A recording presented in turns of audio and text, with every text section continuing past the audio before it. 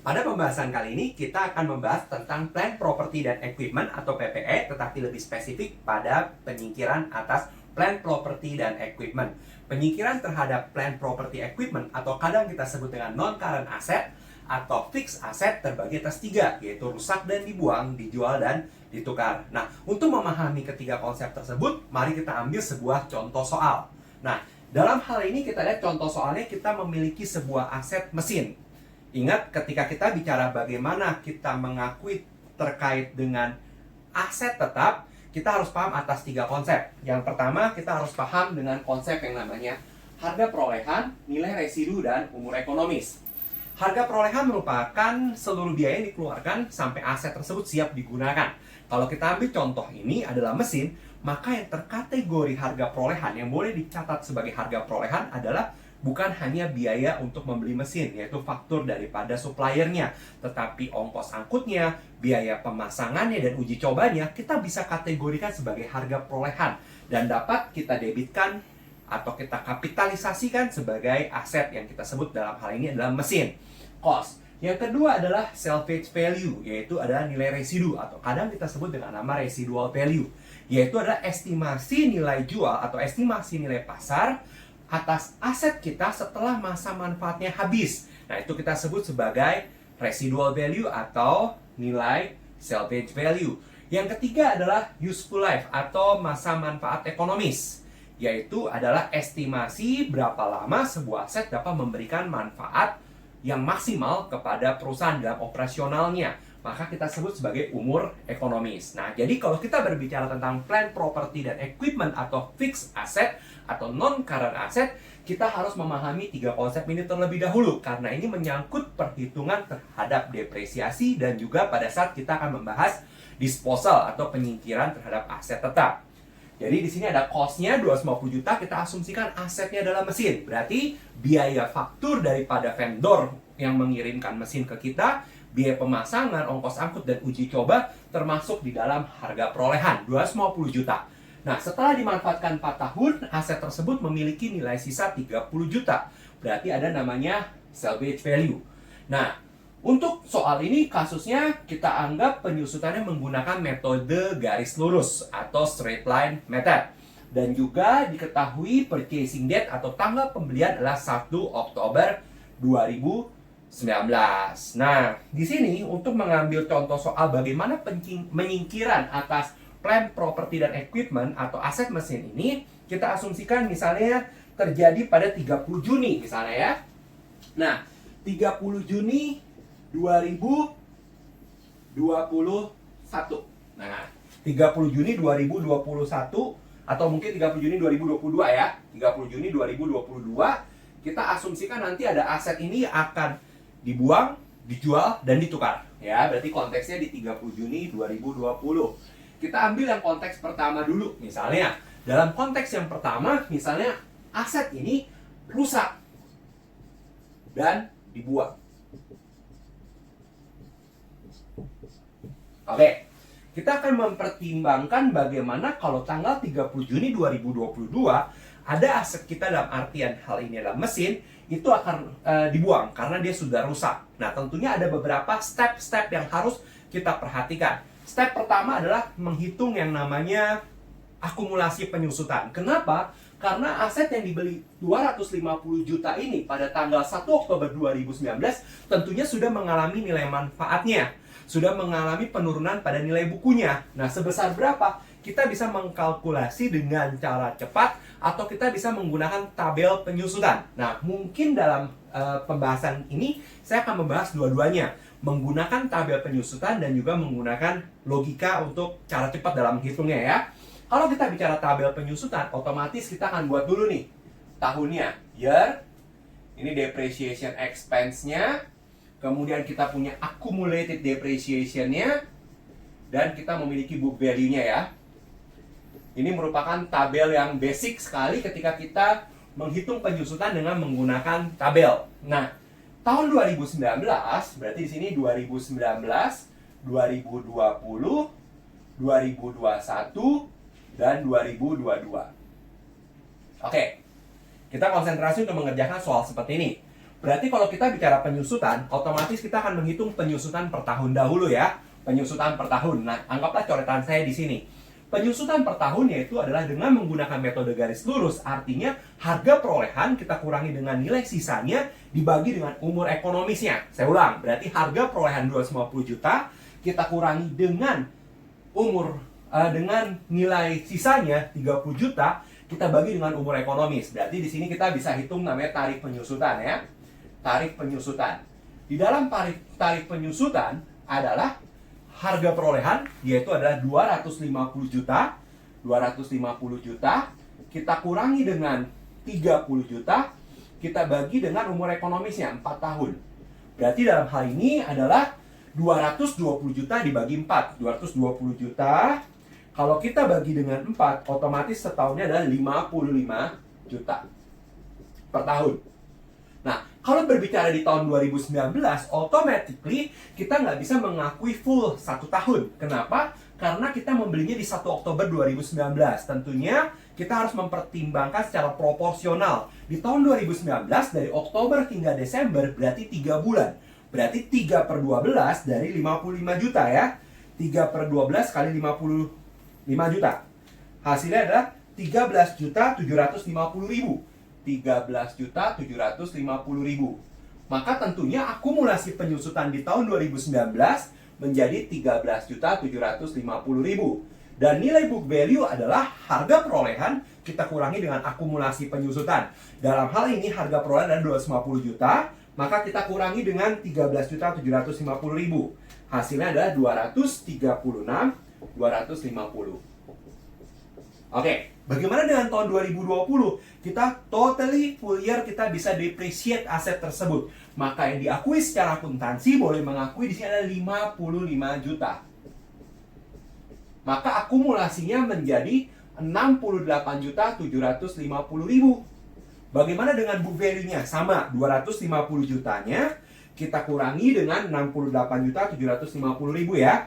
Hasilnya diperoleh 181.250. Bagaimana di tahun 2021? Sama, karena dia sudah full 1 tahun, maka kita boleh akui di sini 55 juta sebagai penyusutan 1 tahunnya. Kemudian akumulasinya menjadi berapa? Akumulasinya akan menjadi 123.750. Bagaimana dengan book value-nya? Book value-nya kita bisa hitung akan menjadi 126.250. Nah, hati-hati di tahun 2022, di mana peristiwa nanti terjadi aset kita sudah rusak dan dibuang, kita harus melihat bahwa porsi pemakaian di 2022, yaitu kita baru menggunakan setengah tahunnya. Automatically 55 juta kita tidak bisa akui selama full 1 tahun, tapi kita kalikan 6 per 12 atau kita bagi duanya menjadi 27.500.000. Bagaimana dengan akumulasi penyusutannya? Ditambahkan ya dengan 123.750. Hasilnya akan menjadi 151.250 dan nilai bukunya adalah pengurangan dari harga perolehan dikurangi dengan akumulasi penyusutan. Hasilnya adalah 98.750. Jadi kita sambil bertahap menuju bagaimana pembuangan atas aktiva tetap atau penyingkiran atas aktiva tetap, kita juga mempelajari konsep-konsep dasar bagaimana kita menghitung penyusutan dengan menggunakan tabel penyusutan di sini ya. Berarti tabel penyusutan kita sudah dapat nih, yaitu lengkap sampai dengan tahun 2022. Nah, tadi saya informasikan bahwa saya akan mencoba untuk mengajak berpikir dari dua sisi, yaitu kita melihat dengan menggunakan tabel dan juga kita bisa melihat dengan cara yang lebih cepat ya, dalam menentukan akumulasi penyusutan ya. Akumulasi penyusutan kita bisa tentukan dengan cara yang lebih cepat. Nah, dalam hal ini gimana caranya? Dalam hal ini kita melihat bahwa ketika kita bicara dari pembelian di 1 Oktober 2019 sampai dengan 30 Juni 2020, berarti kita bicara perjalanan ini sudah berapa lama gitu ya. Nah, kebetulan metode garis lurus menerapkan penyusutan per tahun sama jumlahnya. Maka secara proporsional kita bisa menggunakan teknik yang cepat. Tetapi belum tentu berlaku untuk metode double declining atau metode sum of the year digit ataupun unit of production ya. Dalam metode garis lurus karena setiap tahunnya kita punya tarif yang tetap. Oke. Dari 1 Oktober 2019 ke 30 Juni. Berarti Oktober di 2019 itu sampai dengan atau Oktober 2019 itu sampai dengan September 2020 itu udah 1 tahun ya. 1 tahun. Kemudian dari 2020 ke 2021 sudah 2 tahun. Berarti sudah full 2 tahun. 2 tahun gitu ya. Nah, itu sampai dengan berapa? Berarti kita coba tuliskan dulu ya di sini ya. Berarti Oktober 19 sampai dengan September 20. Kemudian Oktober 20 sampai dengan September 21. Kemudian Oktober 21 sampai Jun 20. Nah, di sini udah full 1 tahun, 1 tahun. Oktober ke Juni kita bisa melihat bahwa Oktober, November, Desember, Januari, Februari, Maret, April, Mei, Juni. Ada 9 bulan. Berarti di sini hanya 9 bulan. Di sini 1 tahun. Di sini 1 tahun. Oke. Secara akumulasi penyusutan, kita bisa melihat bahwa penyusutan yang telah terjadi adalah 2 tahun 9 bulan. Maka kita bisa melihat bahwa 2 tahun itu adalah 55 juta. Kita kalikan 2. Ditambah 9 bulannya. 9 bulannya adalah 9 per 12 dikali 55 juta. Kita lihat di sini ya, apakah hasilnya sama. Berarti di sini adalah 110 juta. Gitu kan? Kemudian di sini adalah kita lihat bahwa 2 tahun 9 bulan. Kita lihat ya. Bahwa di situ adalah 9 per 12, 9 dikali 55 dibagi 12. Totalnya 41 250. Kalau dijumlahkan 151 250. Angka ini sama dengan ini. Oke. Berarti sebenarnya akumulasi penyusunan bisa dihitung lebih cepat gitu ya. Nah, terus transaksi apa yang kita harus buat? Transaksi yang harus kita buat adalah kita ingin menjurnal sekarang. Kita sudah tahu bahwa pada tanggal 2020 terjadi kerusakan terhadap aset tetap. Terjadi kerusakan atas mesin yang dimana dia akan dibuang nih. Tapi ada nilai bukunya adalah 98.750. Nah, hal ini akan menimbulkan kerugian. Kerugian terhadap aset tetap tadi ya. Nah, tahapan dalam menjurnal. Berarti ini tahap pertama kita menghitung daripada tabel penyusutan untuk menentukan akumulasi penyusutan dan nilai penyusutan. Kemudian kita sekarang sudah bisa menentukan jurnal yang kita akan buat. Nah, jurnal yang pertama adalah kita harus mencatat, kita jangan lupa bahwa kita harus mencatat bahwa adanya pengakuan penyusutan di tahun 2022. Kenapa? Karena penyusutan itu secara akuntansi diakui itu setiap 1 tahun sekali, yaitu di akhir periodenya, yaitu di 31 Desember. Nah, dalam hal ini bahwa penyusutan terhadap mesin ini sudah dilakukan sampai 31 Desember 2021. Tetapi di 31 Desember 2022 belum diakui. Maka tahap pertama adalah kita mencatat jurnal penyusutannya. Yang pertama ya, kita mencatat jurnal penyusutan atas mesin di 2022 yang kita lakukan di 30 Juni 2022. Maka jurnal yang kita catat adalah mengakui sebagai depreciation expense, mengakui beban penyusutan, dan jangan lupa kita mengkreditkan akumulasi penyusutan, accumulated depreciation, terhadap nilai mesin ini, yaitu yang belum disusutkan. Yang mana? Yaitu tahun 2022. Kita ingat ya sekali lagi bahwa dasarnya kita harus merecord transaksi ini karena dengan asumsi bahwa penyusutan atas aset tetap dilakukan oleh akuntan di akhir periode pembukuan. Dalam hal ini asumsinya adalah 31 Desember ya. Jadi 31 Desember 2021 adalah terakhir kali akuntan mencatat penyusutan atas mesin, di mana terjadi 30 Juni 2022 mesin rusak dan dibuang, automatically kita harus record penyusutan yang belum dicatat ya. Yaitu adalah sebesar berapa? 27.500.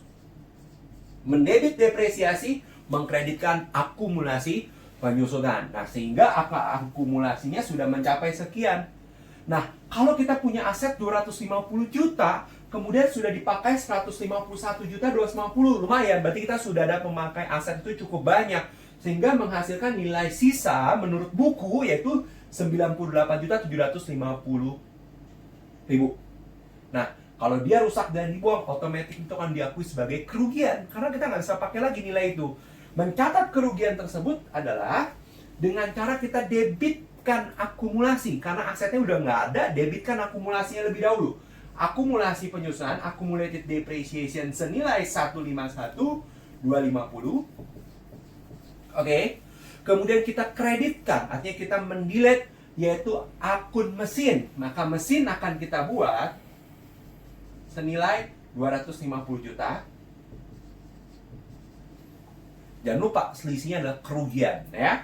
Maka segeralah kita mencatat loss on disposal senilai 98.750.000. Oke, sejauh ini bisa dipahami ya bahwa ini adalah transaksi pertama apabila aset tersebut rusak dan dibuang.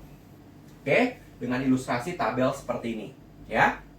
Nah, kita masuk ke tahap yang kedua. Kita mengasumsikan misalnya adalah mesin ini tidak rusak dan dibuang, tetapi yang kasus kedua anggaplah kita menjual, ya, menjual mesin tersebut karena mungkin one day kita akan mengganti yang baru, atau kita memang sudah tidak membutuhkan mesin ini lagi, otomatis kita akan menjual. Kalau menjual berarti kita akan dapat uang nih. Bagaimana proses penghitungan dan pencatatannya? Oke, kita sekedar menghapus beberapa part, yaitu ini ya. Kita asumsi yang kedua ya. Kita buat asumsi yang kedua. Ini kita hapus dulu. Oke. Asumsi yang kedua. Asumsi yang kedua, kita akan melakukan penjualan terhadap mesin. Penjualan terhadap mesin dengan harga jual 90 juta. Nah, kita akan coba mainkan nalarnya ketika kita melakukan penjualan terhadap mesin tersebut. Oke, cara kerjanya adalah kita akan berpikir adalah kita punya cost, harga daripada mesin itu sendiri ya. Cost-nya adalah 250 juta. Oke, di sini konsepnya. Kemudian kita sudah menggunakan aset tersebut yang mana nilainya tercermin di dalam akumulasi penyusutan. Berarti di sini ada accumulated depreciation. Akumulasi penyusutannya adalah sebesar 151.250. Kalau kita kurangkan maka kita akan mendapatkan nilai yang namanya book value, nilai buku. Kenapa sih namanya book value? Kenapa namanya nilai buku? Karena nilai itu tercatat di buku, yang mana nilai itu bukan mencerminkan nilai aset ketika dia di pasar, ketika dia dinilai secara wajar, tetapi berdasarkan estimasi akuntan. Kenapa saya katakan sebagai estimasi akuntan? Karena ketika kita menentukan salvage value dan useful life, otomatis ada professional judgment dari akuntan untuk menentukan berapa nilai sisa dan umur ekonomis. Sehingga pengolahan informasi atau data dalam aset, dalam hal ini mesin, tentunya berdasarkan pertimbangan akuntan tadi, sehingga dikatakan sebagai nilai buku, nilai yang tercatat secara buku. Nah, di sini adalah 98.750 ya. Nah, nilai ini akan dibandingkan dengan harga jual, di mana harga jual biasanya mengacu kepada nilai wajar atau nilai negosiasi antara perusahaan kita dengan calon pembeli daripada aset kita, dalam hal ini mesin. Di situ ada nilai jualnya, ya, berarti di sini ada selling price-nya. Selling price-nya 90 juta. Kalau kita melihat seperti ini, kita masih memiliki manfaat atas mesin adalah 98.750, dijual dengan harga 700, dijual dengan harga 90 juta. Berarti terjadi konteks kerugian. Nah, di sini harus diperhatikan ya, di mana munculnya laba atau rugi adalah membandingkan nilai book value dengan selling price-nya.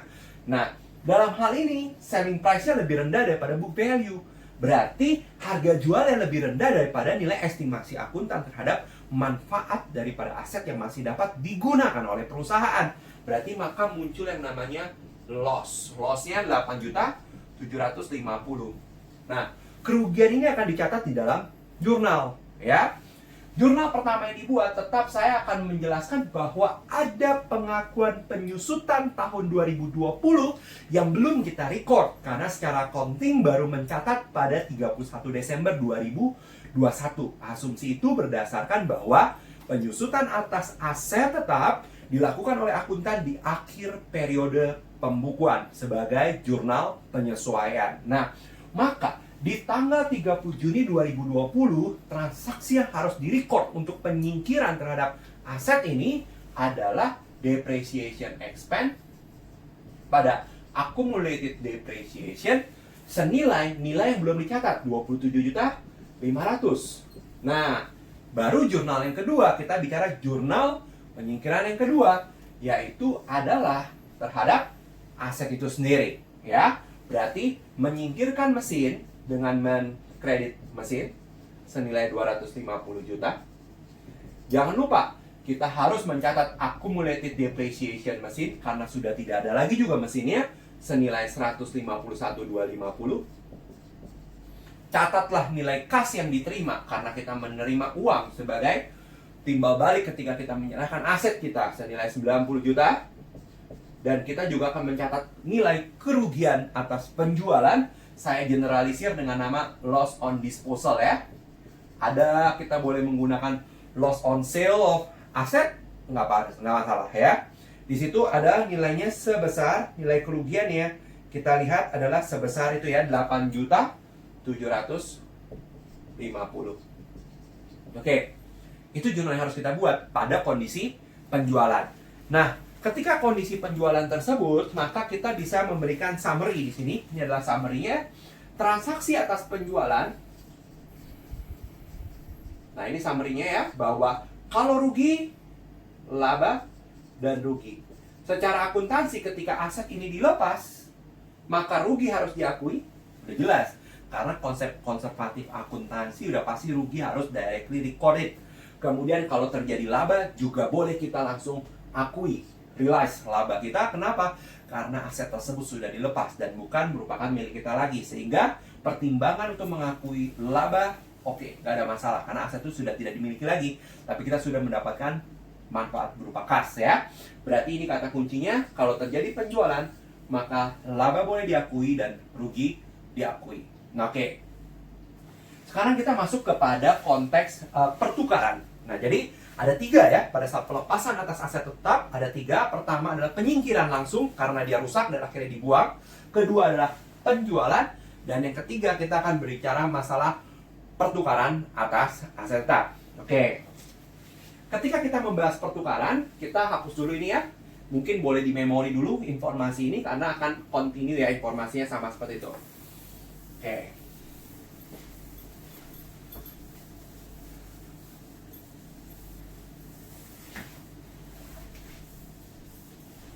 Nah, kita asumsikanlah ada 2 jenis pertukaran, ya, nanti. Ada 2 jenis pertukaran, berarti kata kuncinya saya akan record dulu di atas. Biar gampang, ya. Atas pertukaran, ada yang sejenis, ada yang tidak sejenis. Oke.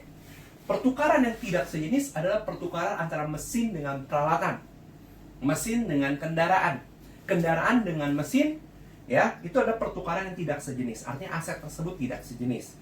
Sedangkan ada pertukaran yang sejenis. Mesin dengan mesin, peralatan dengan peralatan. Nah, itu dulu konsepnya. Berarti pertukaran ada yang tidak sejenis dan ada yang sejenis. Nah, kemudian pertukaran yang tidak sejenis biasanya memiliki nilai komersial. Berarti dia adalah has commercial substance. Has commercial substances. Disebut sebagai has commercial substance. Kenapa? Karena ketika terjadi pertukaran tersebut, perusahaan akan memperoleh dampak ekonomis di masa mendatang karena adanya pertukaran.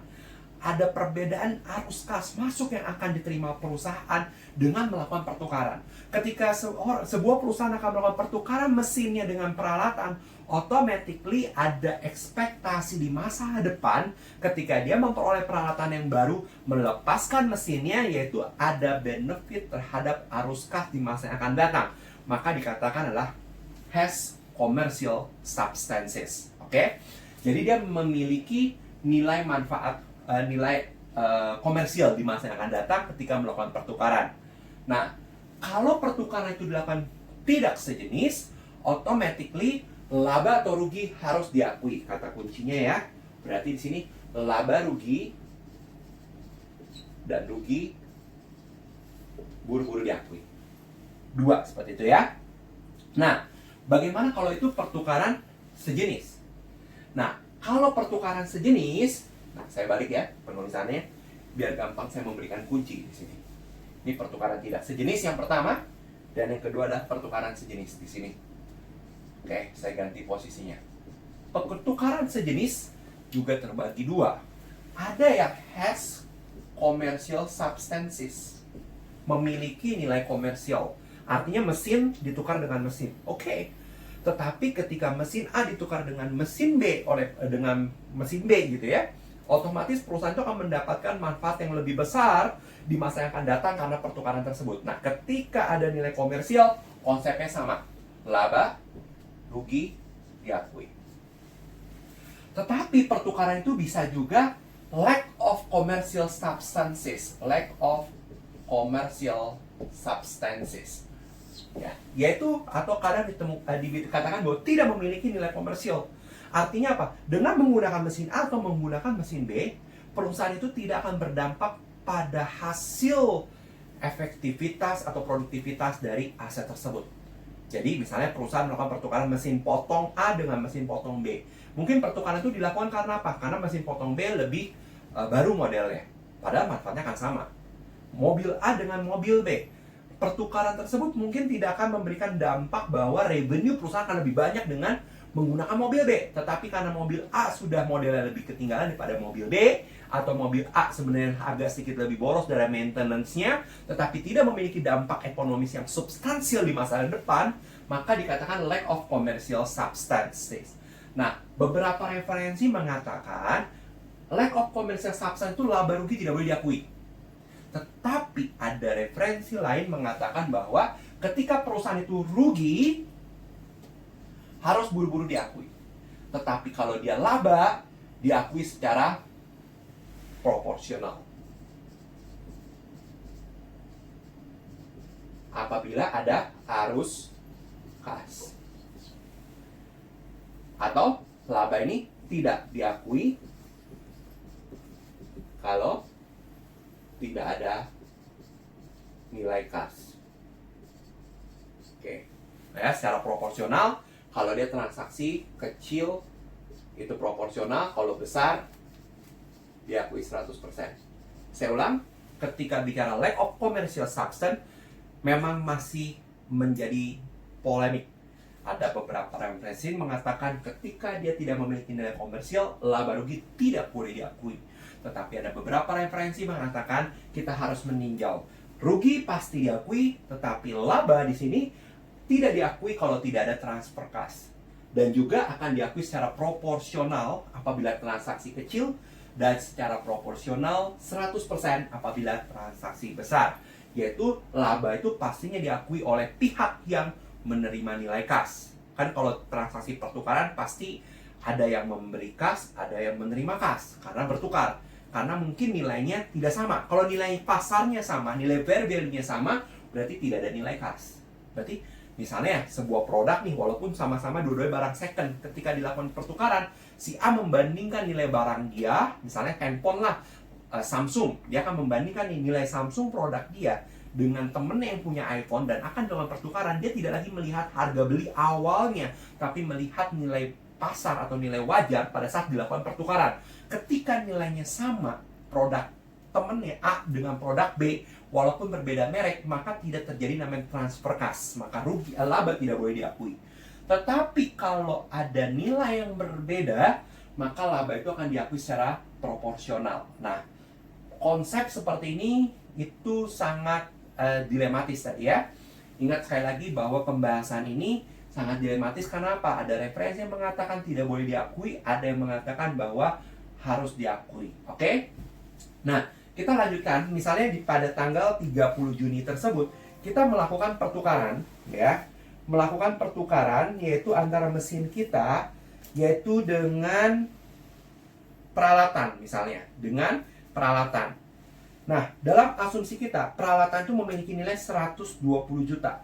120 juta ya, dengan membayar kas 10 juta. Saya catat nilainya, berarti biar lebih paham, lebih jelas, bahwa 30 Juni ini ditukar dengan peralatan senilai 120 juta dengan menambah kas 10 juta. Oke. Jadi ini case-nya ya. Berarti kalau kita melihat bahwa di sini peralatan itu berarti pertukaran kita adalah pertukaran yang tidak sejenis. Automatically harusnya pertukaran tidak sejenis adalah has commercial substances. Kita berharap ada sebuah dampak ekonomis berupa potensi arus kas terhadap pendapatan perusahaan dengan melakukan pertukaran. Nah, dalam hal ini kita melihat lagi bahwa hitungannya dulu ya. Berarti cost-nya, kita punya cost terhadap mesin kita 250 juta. Kemudian tadi ya, kita melihat accumulated depreciation kita itu sudah mencapai 152.250. 151.250. Berarti kita punya BV, book value ya. Dengan angka seperti itu kita memiliki book value 250 juta. Kita kurangi 151.250, kita memiliki 98.750 ya. Informasi ini sama seperti yang tadi. Oke. Tetapi selain kita menyerahkan daripada mesin kita juga menyerahkan kas, yaitu 10 juta. Berarti aset yang kita serahkan sebenarnya adalah 108.750. Dengan menyerahkan aset kita 108.750 berupa mesin dan tambah nilai kas, kita memperoleh equipment 120 juta. Nah, di sini kita main lagi logik kita nih. Menyerahkan aset 108 juta 750 untuk mendapatkan equipment 120 juta, kita bisa langsung sebut bahwa kita mengalami keuntungan di sini. Ada gain ya. Ada gainnya sebesar berapa? 120 juta kita kurangi dengan 108.750, kita memperoleh keuntungan 11 juta 250. Oke. Jurnal yang kita harus buat ada dua seperti kayak tadi ya. Anggaplah jurnal pertama saya nggak ulang lagi, yaitu kita mengakui penyusutan di tahun 2022. Karena ada periode 6 bulan yang kita belum record pemakaian kita. Nah, selebihnya kita masuk jurnal yang kedua, yaitu pada saat pertukaran terjadi. Pada saat pertukaran terjadi, otomatis kita harus mencatat apa? Membuang dulu mesin kita, karena mesin kita udah nggak ada lagi. Kita sudah kita udah tukarkan dengan peralatan. Maka kita kreditkan mesin senilai 250 juta. Kemudian jangan lupa kita menghapus accumulated depreciation atas pemakaiannya 151.250. Kemudian kita menyerahkan uang ya. Berarti cash-nya ada yang dilepas senilai 10 juta. Dan juga kita harus mencatat equipment kita. Equipment-nya kita peroleh dengan nilai 120 juta. Oke, dan yang terakhir jangan lupa mencatat gain. Gain on disposal ya. Saya generalisir dengan gain on disposal senilai 11.250. Gain on sale, gain on exchange juga boleh. Ya, saya generalisir dengan account gain on disposal. Nah, ini jurnal yang dibuat. Nah, konteksnya apa? Ketika kita bicara pertukaran tidak sejenis has commercial substances, kita laba dan rugi harus diakui. Dalam contoh ini muncul untung. Ya, kalau kita rugi, kita juga akan record di sisi debit adalah loss on disposalnya. Oke? Sejauh ini pemahaman kita pada transaksi kalau dia ditukar dengan aset yang tidak sejenis. Nah, kita akan coba bagaimana kita melihat, yaitu adalah melakukan pertukaran dengan aset yang sejenis. Nah, aset sejenis juga sebenarnya sama. Bisa has commercial substance atau lack of commercial substance. Nah, ketika dia has commercial substance, lakukanlah sama seperti pertukaran aset tidak sejenis. Tetapi ketika lack of commercial substance, kita perlu decide, ya. Oke. Saya akan berikan sebuah contoh. Ya, saya hapus ini aja. Dan saya akan berikan sebuah contoh di sini. Saya hapus informasi ini dulu. Oke. Berarti informasinya adalah sekarang pertukaran ya. Berarti ini saya delete dulu biar tidak membingungkan. Dan kita masuk ke contoh pertukaran. Berarti di sini ada yang namanya old mesin.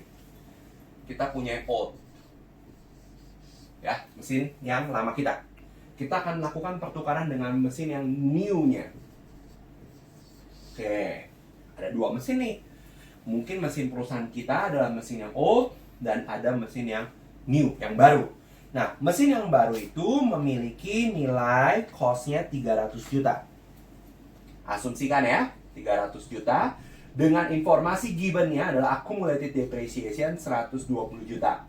Berarti kalau ada cost 300 dengan accumulated 180 juta, automatically kita memiliki book value 120 juta. Oke, 120 juta. Nah, 120 juta kita lihat. Dua aset kita ini memiliki book value yang berbeda. Tetapi ingat, patokan kita nggak boleh dari book value pada saat pertukaran ini. Kenapa? Karena pertukaran ini kalau book value masing-masing memiliki apa? Provisional adjustment dari company A maupun company B ya, masing-masing punya provisional adjustment yang berbeda sehingga menentukan book value yang berbeda. Patokan yang kita langsung lihat daripada fair value, nilai wajar. Nilai wajar ini bisa jadi estimasi dari nilai pasar ya terhadap mesin tersebut, baik A ataupun B, baik old atau new. Mereka akan compare ya, ini dari perusahaan A mungkin dari perusahaan B. Nah, fair value-nya tampak di sini adalah misalnya 100 juta. Dan yang satu lagi adalah 115 juta.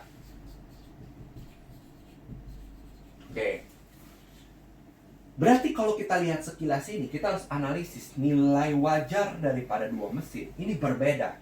Ada perusahaan A yang nilai di pasarnya mesinnya 100 juta, B 115. Otomatis ini ada transaksi yang terjadinya transfer kas. Yaitu siapa ke siapa? Yaitu perusahaan ini akan menyerahkan uang kepada perusahaan ini selisih sebesar 15 juta. Ya dong, karena kan produk A dinilai 100 juta, produk B dinilai 115 juta. Jadi terjadi perbedaan. Ya. Nah, kita akan mencoba menjurnal bagaimana kedua sudut pandangnya. Kalau dari perusahaan yang old ini, kita akan record jurnal seperti apa? Kita akan lihat di sini ya. Oke. Kalau dari perusahaan yang old dulu, kita akan lihat bahwa di sini kita akan mencatat mesin yang lama. Oke. Kita akan delete karena udah nggak ada. 250 juta ya. Kemudian accumulated depreciation kita delete 151.250. Oke. Kemudian karena si perusahaan A ini harus menyerahkan uang kepada perusahaan B, berarti ada cash yang diserahkan senilai 15 juta.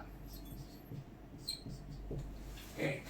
Satu lagi, ketika kita mau mengakui dia untung atau rugi, kita melihat ini. Book value menurut pembukuan bahwa nilai asetnya hanya 98.750. Tetapi di pasar dinilai secara wajar 100 juta. Ada keuntungan sebesar 1.250. Nah, keuntungan 1.250 ini kalau menurut konsep di sini kita lihat laba atau rugi, hati-hati, udah pasti laba. Tetapi ingat, laba yang diakui itu hanya laba bagi si penerima uang. Kasusnya si A itu adalah pemberi uang, orang yang memberi uang. Konteksnya tidak pernah mengakui sebagai keuntungan karena dia harus mengeluarkan aset liquidnya berupa kas. Otomatis kenaikan ini tidak boleh diakui. Nah, kenaikannya tidak boleh diakui. Kenapa? Alasannya ya, sekali lagi bahwa dia adalah pihak yang memberikan nilai kas. Kecuali kalau dia yang menerima kas, berarti otomatis harus melihat kepada dua kondisi ini. Tetapi karena dia yang memberikan kas, otomatis dia tidak boleh mengakui laba. Maka di sini dia harus mengakui nilai mesin yang baru, yang new ya. Dia harus catat sebesar nilai mesin baru dia dapat 115 dong dia akan dapat. Tetapi karena dia tidak boleh diakui, harus dikurangi dengan keuntungannya 1.250. Maka secara akuntansi nilai yang boleh diakui adalah 113.750. Itu yang boleh diakui secara akuntansi bagi perusahaan yang old tadi ya, yang memiliki mesin yang ini.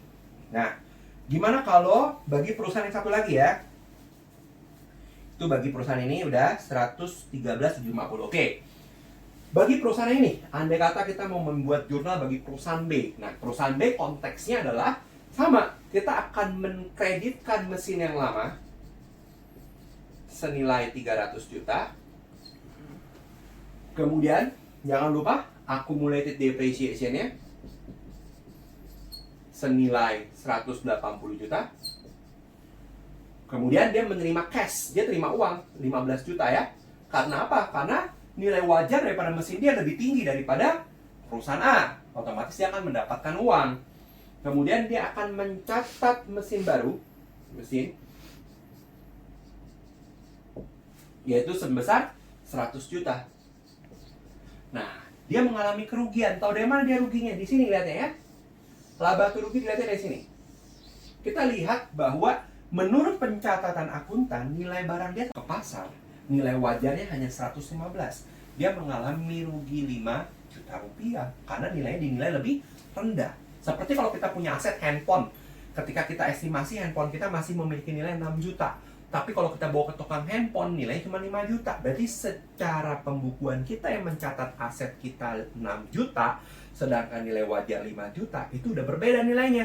Nilainya yang lebih kecil tapi sebagai rugi. Nah, di sini kita mengalami kerugian. Berarti rugi harus directly record. Berarti di sini loss on disposal senilai 5 juta. Ya.